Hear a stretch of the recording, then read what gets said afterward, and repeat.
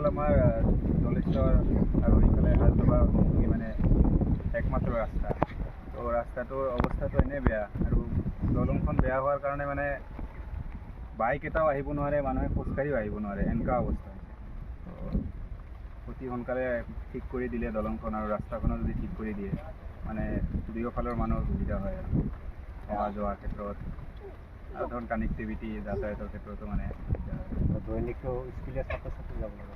স্কুলীয়া ছাত্ৰ ছাত্ৰী যাবলগীয়া হয়। তাৰপিছত দুইফালে বজাৰ আছে, বজাৰৰ মানুহকেইটা বজাৰৰ কাৰণে আহে, মানে দুখীয়া মানুহ দুইফালে আছে, দৈনিক বজাৰো আছে, দুইফালে স্কুলো আছে, হাজদবা স্কুল আছে, এইফালে স্কুল আছে, ৰাজমিতা স্কুল আছে। সৰু সৰু ল'ৰা ছোৱালী অলপ বেছি বৰষুণ দিলে আহিব নোৱাৰা অৱস্থা হৈ যায়, মানে এনেকুৱা বোকা হৈ গৈছে। এইফালেতো খোজকাঢ়ি অহা নাযায়। তাৰ মাজত দলংখনো দলংখনো এনেকুৱা মানে যে সৰু ল'ৰা ছোৱালীটো আহিবই নোৱাৰে। আমি ডাঙৰ মানুহৰ তথাপিও যোৱা নাযায়, সৰু ল'ৰা ছোৱালীটো আৰু যোৱা নাযায়, এনেকুৱা অৱস্থা হৈছে। গতিকে চৰকাৰ কি আপডাল জনাব?